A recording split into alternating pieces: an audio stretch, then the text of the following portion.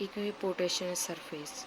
इसमें थोड़ा पॉइंट में डाल रखा, कोई भी हम पेपर में अगर पॉइंट में डालते हैं ना तो अच्छा बेटर इम्प्रेशन रहता है हमारा। चीज़ जो मैंने कॉपी में लिखी है वो ही, कोई अलग चीज़ नहीं लिखी है मैंने, जो कॉपी में वो ही ये है, तो बस इसको पॉइंट में डाला है।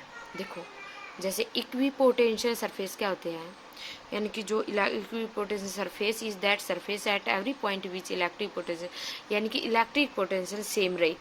जैसे ये है हमारा, इस पे ये पॉजिटिव चार्ज है, ये इक्विपोटेंशियल सरफेस है हमारा, इस पे इक्विपोटेंशियल सरफेस पे हमारी इक्विपोटेंशियल जो पोटेंशियल है ना वो सेम रहेगी। जैसे यहाँ 10 वोल्ट है तो यहाँ भी 10 रहेगी, यहाँ भी 10 रहेगी, यहाँ भी 10। कई क्या सोचते हैं कि यहाँ 10 है तो यहाँ भी 10 होगी, नहीं, यहाँ 5 वोल्ट है तो ये 5 वोल्ट रहेगी, 10 है तो 10 रहेगी, अगर 9 है 6 है तो इसकी सिर्फ स्फीयर के अंदर रहेगी उसकी सेम, क्योंकि ये रेडियस क्या होती है, सेम होती है।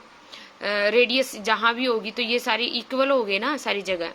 तो ये समझाना था भी जो इलेक्ट्रिक सरफेस इक्विपोटेंशियल सरफेस है वो प्रत्येक पॉइंट पे इलेक्ट्रिक पोटेंशियल उसकी सेम रहती है। ठीक है। प्रॉपर्टीज, फर्स्ट प्रॉपर्टीज पढ़ो। Charge in potential is zero.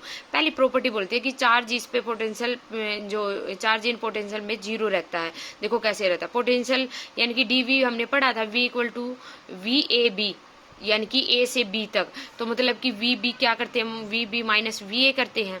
तो वी बी इक्वल टू किसके माना हमने, वी ए के। यहाँ पे वी बी वी ए है तो यहाँ भी वी बी इक्वल होगा नहीं, यहाँ 10 वोल्ट है तो यहाँ भी 10 वोल्ट होगा। V A minus V A equal to zero होगा, डी वी पोटेंशियल क्या आ गई, जीरो आ गई, यानी कि चार्ज में पोटेंशियल हमेशा क्या रहेगी, जीरो रहेगी। Work done equipotential surface is always, यानी कि वर्क डन भी हमेशा जीरो रहेगा इक्विपोटेंशियल सरफेस में। देखो कैसे, V इक्वल टू पोटेंशियल का फार्मूला क्या था, work by q note charge, तो dv स्मॉल dv निकालेंगे तो dw क्यू नोट हो जाएगा, ये तो आपको पता ही है, अब तो ये चीज़ें आदत होगी आपको, स्मॉल लिखना है तो कैसे लिखना है, यानी कि dw निकालना है तो dv मल्टीप्लाई क्यू नोट हो जाएगा। dv अपना क्या था, जीरो आ गया था, dv जीरो आ गया तो dw भी क्या आ जाएगा, जीरो आ जाएगा, यहाँ पुट करेंगे तो। Electric field is always potential perpendicular to equipotential surface, भी मतलब कि जहां भी ये रहेगा ना तो इलेक्ट्रिक फील्ड, जो इसका इलेक्ट्रिक फील्ड होगा, देखो ये बुक में देखो, ये यानी कि क्या है, परपेंडिकुलर मिलेगा, ये सारा जो लाइनें हैं वो परपेंडिकुलर जाएंगी एक दूसरे के, तो मतलब कि ये जो है इलेक्ट्रिक फील्ड हमेशा परपेंडिकुलर रहेगा इक्विपोटेंशियल सरफेस के। जैसे D W work done force into displacement, force into displacement हो गया, तो इलेक्ट्रिक फील्ड में है ना, तो इलेक्ट्रिक फील्ड में is always perpendicular to equipotential surface, तो हम इलेक्ट्रिक डी डब्ल्यू निकालेंगे तो फोर्स इनटू डिस्प्लेसमेंट होगा। ई एफ निकालना हमने, एफ वेक्टर इक्वल टू किसके होता है, क्यू नोट ई के, डी डब्ल्यू में वैल्यू पुट कर दो, आपकी जगह क्यू नोट ई आ गया। और जब ए डॉट बी वेक्टर को कैसे खोलते थे, A into B cos theta, E vector d x cos theta आ जाएगा, क्यू नोट ई, तो d V equal to W by q naught था, d V W by q naught था, d W equal to क्या आ गया, q naught V q naught d V, ये equation second आ गई, यानी कि डी डब्ल्यू निकाल लिया हमने, q naught E d x आया है। इसी तरह हम क्या निकाले, वर्क डन निकाल लेंगे, इसी तरह पोटेंशियल निकाल लेंगे, दोनों का इक्विपोटेंशियल सरफेस आ जाएगा इस तरह। डब्ल्यू वर्क डन निकाला तो ये वर्क डन आ गई, ये तो इक्वेशन 1 होगी, ये इक्वेशन 2 होगी। डी डब्ल्यू निकाल लिया, यहाँ से भी डी डब्ल्यू निकाल लिया, वी लेके हमने डी डब्ल्यू निकाल लिया, और डी डब्ल्यू यानी कि जो वर्क डन हमने निकाला था वो क्या था हमारा, F vector force into displacement था, किसमें, इलेक्ट्रिक फील्ड में। और यानी कि ये इस बात का ध्यान रखना, यानी कि वहाँ पे यानी कि चार्ज की बात कर रहे थे हम, यानी कि यहाँ पे हम वर्क डन की बात कर रहे थे इक्विपोटेंशियल में, यहाँ पे हमारा आ गया इलेक्ट्रिक फील्ड है, जो इलेक्ट्रिक फील्ड हमने पढ़ा था ना, ऐसे ये इलेक्ट्रिक फील्ड जाते हैं, ये इक्विपोटेंशियल सरफेस है। तो यानी कि ये क्या आ गया हमारा, इक्वेशन 1 और इक्वेशन 2 को कंपेरिजन करेंगे तो ये इसके इक्वल आ जाएगी, Q naught E d x cos theta Q note, ये क्यू नोट तो कैंसिल हो जाएगा, ई डी एक्स ना सॉरी डीवी को इक्वल टू 0 पुट करना है हमने, डीवी को 0 पुट कर दिया तो ये इक्वल टू 0 आ गया, q naught E d x किसके इक्वल आ गया, अब क्यू नोट इक्वल टू 0 हो जाता है, E B naught equal to D X B naught equal to 0, पर कोस थीटा इक्वल टू 0 होता है ना, कोस थीटा में 0 वैल्यू कहाँ पे होती है, 90 पे होती है, हो गया, यानी कि ये भी प्रूव हो गया। सभी 0 0 प्रूव कर रहे थे ना, वर्क डन भी, पोटेंशियल भी और थीटा भी क्या हो गया, 0 प्रूव हो गया भी। मतलब कि इसमें इसका मतलब कहने का मतलब ये था कि इसमें जो इक्विपोटेंशियल सरफेस है ना, जो वो हमेशा यानी कि ए बी में अगर लाई करती है तो यानी कि हमारा वर्क डन हमेशा 0 रहेगा। कहने का मतलब ये था। जैसे लास्ट में in the region always strong, 4 properties हैं, ये ऐसे प्रॉपर्टीज प्रूव करनी आ जाती हैं। In the region of strong electric field, अगर स्ट्रोंग इलेक्ट्रिक फील्ड है तो क्लोज, वो एक दूसरे के ज्यादा क्लोज रहेंगे। और region electric field equipotential surface apart from, एक दूसरे पर यानी कि यानी जो वो रीजन बनाएंगे वो यानी कि वीक इलेक्ट्रिक फील्ड रहेगा इनके बीच में। वीक इलेक्ट्रिक फील्ड एक नंबर में पूछ भी सकते हैं ये। देखो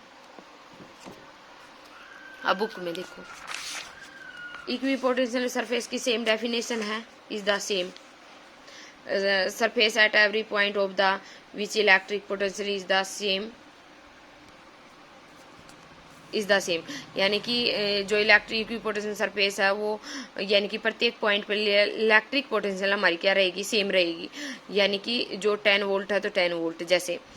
अब ये देखो, बाय डेफिनेशन पोटेंशियल डिफरेंस इसने बोला कि सेम रहेगी। B and A, work done A to B करेंगे तो V B minus V A हो जाएगा। डब्ल्यू ए बी लिखते थे, डब्ल्यू ए बी क्या, वी बी माइनस वी, इसको ए बी लिख देते थे, वी बी लिख देते थे, V A B, W B लिख दे, V B minus V A. no work is done in moving in test charge from one point to equipotential other, यानी कि जो वर्क डन है वो जो टेस्ट चार्ज यानी कि कोई भी टेस्ट चार्ज है किसी भी पॉइंट पे हम इक्विपोटेंशियल सरफेस जो भी हम ले रहे हैं उस पर कोई भी वर्क डन होगा मतलब कि वो भी 0 ही मिलेगा। D W E vector D L small ले लिया हमने, यानी कि वर्क डन ई यानी कि जो एफ डी एफ वेक्टर हमने एफ वेक्टर लिया है, एफ वेक्टर डी एक्स ले लो, फोर्स इनटू डिस्प्लेसमेंट ई ले लो, कोई फर्क नहीं पड़ता। E d l cos theta, E d l cos theta में थीटा इक्वल टू क्या हो गया, ई परपेंडिकुलर हो गया ना डी एल के।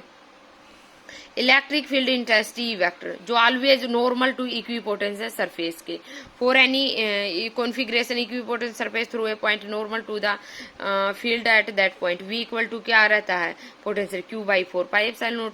देखो क्यू कांस्टेंट रहता है इसमें 4 पाई एप्सिलॉन नॉट को, रह गया आर, यानी कि जो आर होगा आर की होगी वही पोटेंशियल इसकी होगी, जो रेडियस होगी मतलब कि रेडियस से जो हमने देखा था वही पोटेंशियल मिलेगी, क्योंकि रेडियस इक्वल है तो पोटेंशियल 10 वोल्ट चारों साइड मिलेगी। Equipotential surface of a single point are concentrating spherical surface centre at the recharge, यानी कि जो वो हमेशा क्या मिलेगा स्पीरिकल, जो स्पीरिकल का मतलब है यानी कि जो ये जैसे ये स्पीयर है इसकी अलग से मिलेगी, 5 वोल्ट है तो पूरे स्पीयर पे जाएगी, वो 10 वोल्ट है तो पूरे स्पीयर पे जाएगी, ये चीज दे रखी है। इलेक्ट्रिक फील्ड यानी कि 4 to identical are the shown in the drawing of equipotenशियल, देखो ये दिखा रखी है, यानी कि इसमें यानी कि अलग अलग स्पीयर में अलग अलग रहेगी जो पोटेंशियल होगी उसकी, इसमें क्या है परपेंडिकुलर रहेगी इनके बीच में, यानी कि हमारे हमने बताया था वीक जो हमारा है वीक इलेक्ट्रिक फील्ड पोटेंशियल रहेगा इनके बीच में। ये देखो फिगर जो 1C8C है, सी और डी है, equipotential electric for 2 identical positive charge are, positive charge दिखा रखे हैं इसमें सोन, इसमें माइनस प्लस दिखा रखे हैं, इसमें पॉजिटिव दिखा रखे हैं। Drawing of equipotential surface, visual picture of electric field are charge configuration, बस इसमें वही सारी चीजें दिखा रखी हैं कि मतलब कि जो ये लिया तो हमने ये होगा, अगर नेगेटिव है तो नेगेटिव भी कोई दिक्कत की बात नहीं है, जो नेगेटिव है तो अलग अलग स्पीयर में अलग अलग पोटेंशियल डिफरेंस रहेगी उसकी, ठीक है बेटा। और उनके बीच में वीक जो रीजन रहेगा वीक इलेक्ट्रिक फील्ड रहेगा, बहुत ही कमजोर रहेगा, ठीक है बेटा। ये थे आपके टॉपिक।